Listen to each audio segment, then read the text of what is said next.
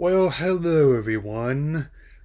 Much as I have spoken about, since no one else really wanted to get their hands dirty, so after a few trying to determine which day I'll be going, I am now gonna take a look at Madam Web, the latest Sony Spider-Man spin-off, which technically takes place in the same universe as the earlier movies, but also kind of not.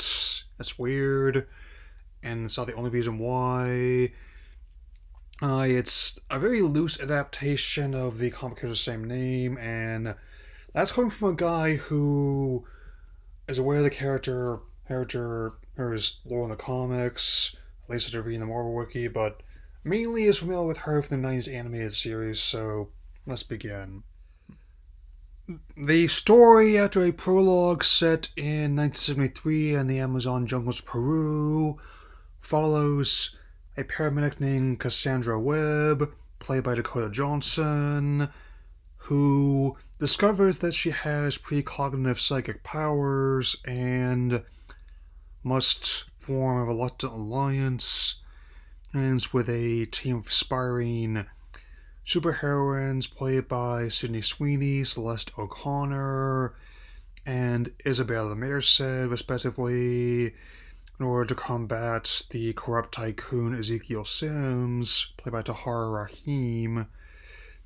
I mean, the film recalls a lot of comic movies of the early 2000s, and setting and always the one, though not always for the better. It definitely reminds me of a time where clear characterization and a coherent story were not necessarily guaranteed in your comic movies.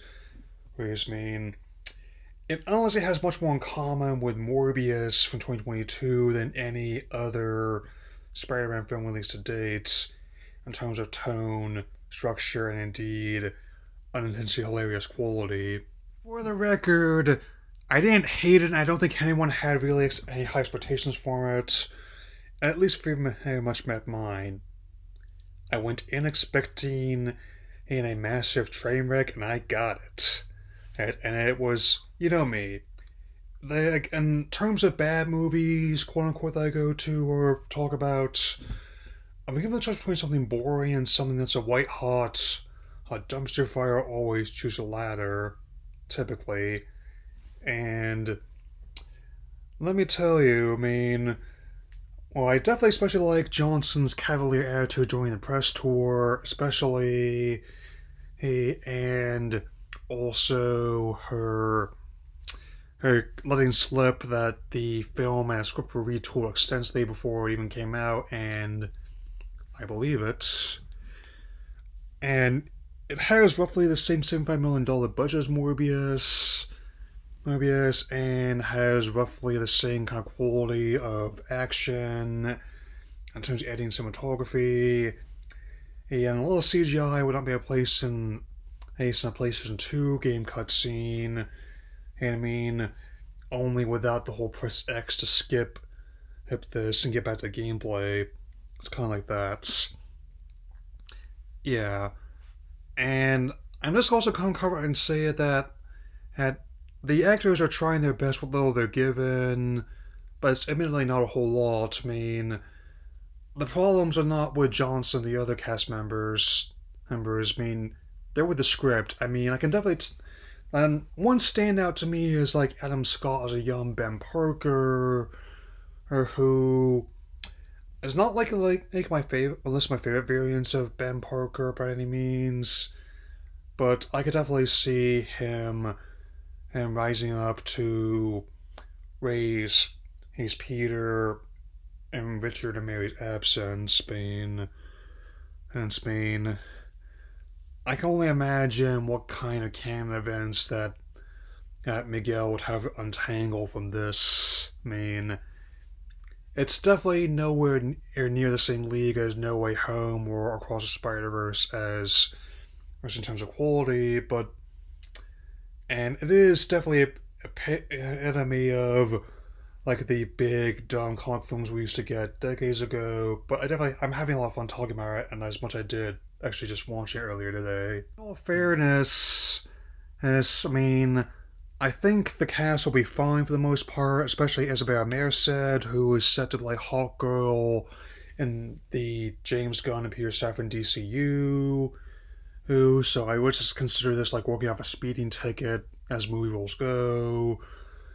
Where and even though I'm not the most familiar with Ezekiel Sims either, he's apparently a pretty contentious character in terms of the comic lore, where that's also reflected in the online discourse for every person I saw who was unhappy with the liberties they were taking.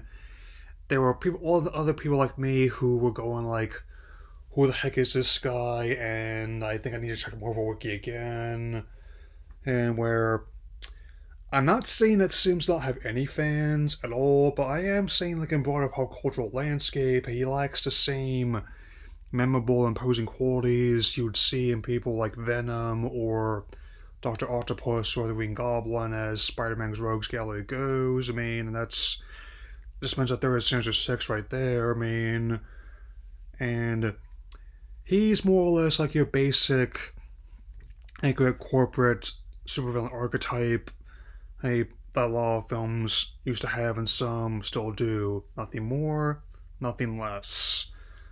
So I mean, he's not exactly like he has the same charisma as most fans of the Joker do, or the same increasingly he going mad qualities. He's like the Spot in the Cross Spider-Verse did, where where that character started out as like a joke villain from the comic adaptations and became what's arguably one of the biggest, not the biggest threat in any Spider-Man film yet released. Where I just had to wonder if Sims, despite making money off the spider he stole and uses for who knows what, because the film doesn't really explain much beyond that. That is, I mean, his costume looks like it was thrown together with stuff you found like at the Party series here, the clearance bin. I know I'm kind of spoiling a lot already, but in this particular instance, I'm not certain many of you care. I don't entirely.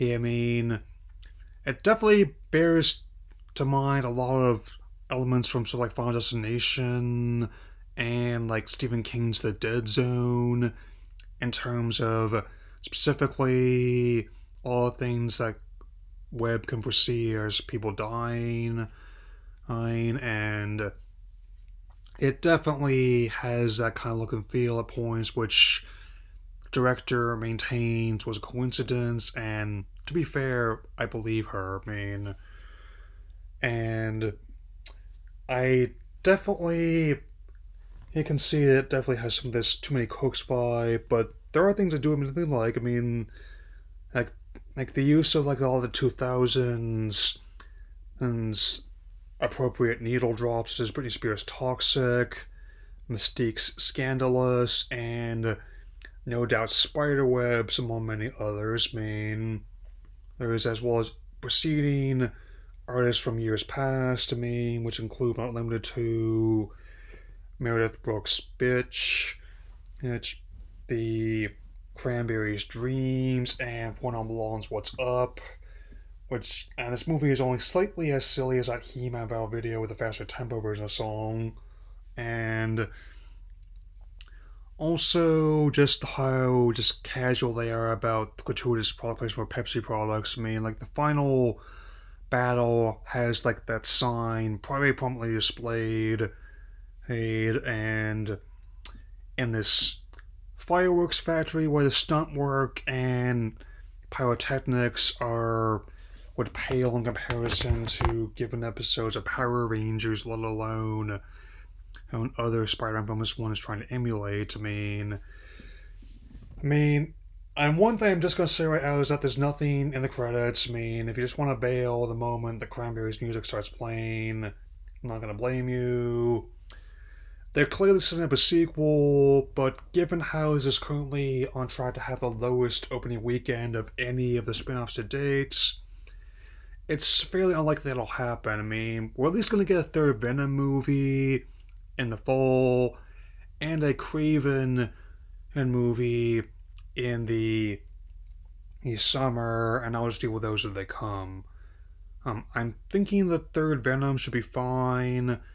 And even as someone who is a bit more familiar with Craven the Hunter and has enjoyed variants of him in the past, not just in the 90s animated show, oh, I'm not sure whether it's going to be a decent or another one like this. I mean, I go either way at this point. I mean since yeah, I wasn't the only one trying to stifle laughter in the theater. I mean, and this will not likely be any cure for comic movie fatigue, which some people have. There was only less than 10 people in the theater with me when I was watching, and so it's understandable why Marvel and DC only have one movie apiece in the marquee this year.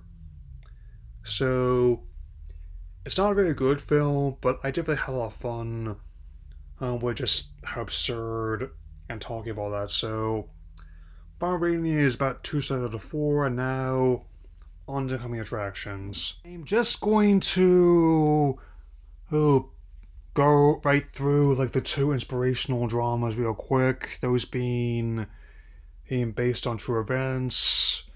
Hence, they are respectively Ordinary Angels with Hilary Swank and Alan Ritchson of Reacher fame, and Angel Studios Cabrini, based on the religious leader of the same name. And I would argue in both cases that if you've seen one inspirational drama, you want to have seen them all at this point. Where I have a feeling like the actual stories are more interesting than the ones the movies are trying to tell. That aside, in the case of the former, I am more than okay with Ritchson wanting to be the DC variant of Batman, and he himself has said he would be happy to if he were asked. I mean, and now on the stuff I can really get hyped for, especially first Dune Part 2. We'll pick up where the first part left off. As you can tell, it's also where I currently am in my latest rereading of the book as well. Oh, that we have, on top of many of the previous cast and director Denis Villeneuve returning, and we have new faces joining, such as Austin Butler, Florence Pugh, and Christopher Walken, among many others. So they definitely were not looking for who they could get in this adaptation. They're looking at who people they knew were good to get this on the screen, and definitely is like the adaptation fans of the celebrated novels we've been waiting for. Or, I mean, even though I might look at the 84 film by Lynch later down the line, for the most part, you can just trade that one, like, say, like the 1978 Lord of the Rings film. Like, the Jackson trilogy is proof that after enough time has passed, audience will give you another chance and let you adapt the story again. March 22nd, Ghostbusters Frozen Empire, the highly anticipated sequel to 2021's Hans Ghostbusters Afterlife, and the fourth main film overall. And even though I'm not sure what to think about the recent comments by the director, I still think the film looks quite impressive, equal bits funny and spooky, and definitely still paying tribute to the late Harold Ramis, especially. I'm also liking how like Paul Rudd's character has a bit more agency than the last movie, and even though I don't think that Wolfhard's character is as clever as he typically has his character in Stranger Things or the It movies is, he's clearly learned a lot more as experience of the last movie as well. Since this year was the 40th anniversary of the brand and the 100th anniversary of Columbia Pictures. Congratulations, Centennial, fellas. I definitely can tell it's likely going to be most anticipated films of March, especially. Last but definitely not least is Godzilla Cross Kong the New Empire, coming on March 29th. I did an entire video on the second trailer, which I am glad that you all seem to be enjoying, and there will definitely be more videos relating to both Godzilla and Kong in the future. Here, count on that. I mean, there's a lot of material to pull from for both these established titans, and I'm very much looking forward to the MonsterVerse, where it goes from here. I have not seen like the Monarch TV show yet on Apple Plus, but I've heard it's very good, and how it also connects to the show and the movies. But even though I haven't seen it yet, I think I should be able to follow the story just fine. I mean, which is key. Where it's okay to have some shows be canon to your movie, but others I think should just be supplementary works. Like if you want to find out more about this fictional universe, there's not necessarily have to be requirements. Anyway, so I would say for now, and I'll see you all again very soon. So take care, everyone.